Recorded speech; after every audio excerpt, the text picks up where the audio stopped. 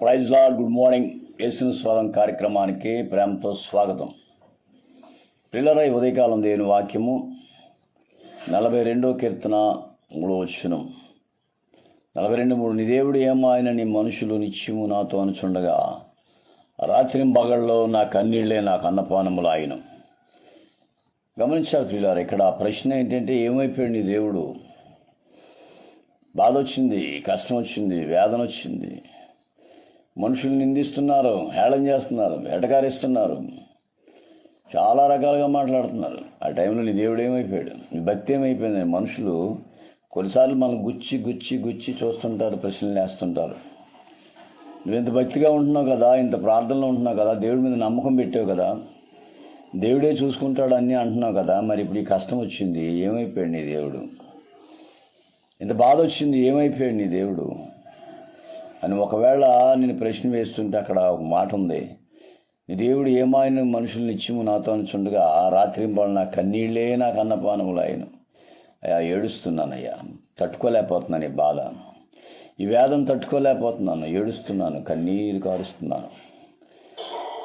రాత్రింబాళ్ళు నా కన్నీళ్లే నాకు అన్నపానములు ఆయన. ప్రియులరా, గమనించాలి ఒక విషయం. మనం ఇంత భక్తిగా ఉండి, ఇంత ప్రార్థనలో ఉండి, విశ్వాసం దేవుడి మీద అన్ని భారాలు పెడితే దేవుడు ఎందుకు ఇలా చేశాడు? దేవుడి దగ్గర అన్యాయం చేస్తాడా? కాదు కాదు కాదు. దేవుడు ఎప్పుడు నీతో, నీ పక్షంగా ఉంటాడు, నీకు సహాయం చేస్తాడు. కొన్నిసార్లు ఈ ప్రశ్న మనకు ఎదురవుతుంటుంది. కొంతమంది అంటుంటారు, ఏమయ్యా ఇంత భక్తిగా ఉంటున్నావు, దేవుడి మీద భారం పెట్టావు కదా, దేవుడే చూసుకుంటాడన్నా కదా, మరి ఎందుకు ఇలాగైంది? ఇంకా నీ కుమార్తెకి వివాహం ఎందుకు జరగలేదు? ఇంకా నీ కొడుకు ఎందుకు ఉద్యోగం రాలేదు? ఎందుకు నువ్వు అనుకున్న కార్యాలు జరగట్లేదు? నీ ఇంట్లో ఎందుకు ఇంత శోధన వచ్చింది, ఇంత బాధ వచ్చింది?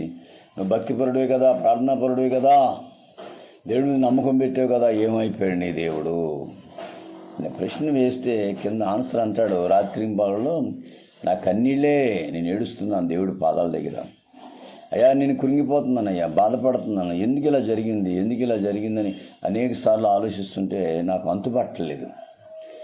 అంతుపట్టలేదయ్యా అని ఏడుస్తూ కన్నీటితో ప్రభుకి మొరపెడుతున్నారు. ఉదయకాలం ప్రియులారా, నీ కుటుంబంలో శోధన, నీ ఇంట్లో శోధన, లేదా నీకు వచ్చిన సమస్య ఎంత పెద్దయినా ఒకడ కృంగిపోతున్నా భయపడదు. అడుగుతారు మనుషులు, ఏమైపోయాడు? దేవుడి మీద భారం పెడితే ఎందుకు ఇలా జరిగింది? దేవుడి మీద సమస్తం అప్పచెప్తే ఎందుకు ఇలా జరిగింది అని కొన్నిసార్లు అడిగినప్పుడు నువ్వేమాత్రం నిరాశపడద్దు. నీ దేవుడు ఎప్పుడు నేను ఇచ్చేట్లు కొంచెం కాలం ఆయన చూస్తాడు. ఆయన కొంచెం కాలం ఎంత ఓపిక ఉంది, ఎంత సహనం ఉంది అని మనం పరీక్షిస్తుంటాడు ఆయన. కాబట్టి నీ దేవుడు ఎప్పుడు నీతోనే ఉంటాడు. ఆయన విడవను ఎడబాయన, Hebరీ 13:5 అన్నాడు, విడవను ఎడబాయన. ఇగో యుగ సమాప్తి పర్యంతం సదాకాలం మీతో ఉన్నానని చెప్పిన దేవుడు ఎందుకు విడిచిపెట్టాడు? మరి ఎందుకు ఈ కష్టం వచ్చింది? ఎందుకు ఈ బాధ వచ్చింది? ఎందుకు ఇలా నలిగిపోవాల్సి వస్తుంది? అది జరగాలి. అది జరిగితే ఆ తర్వాత అద్భుతం జరుగుతుంది. మార్తా మరియ సోదరుడు లాజరు చనిపోయినప్పుడు ప్రజలందరూ అన్నారు, ఊరోళ్ళందరూ, ఏమైపోయాడు వీళ్ళ దేవుడు? ఇంటికి వచ్చి ప్రతిసారి పలకరించాడు, ఇప్పుడు ఎందుకు వదిలేసాడు అన్నాడు. చివరికి ఏసి వెళ్ళిన తర్వాత ప్రభు అద్భుతం చేసిన తర్వాత జనులు ఆశ్చర్యపోయారు.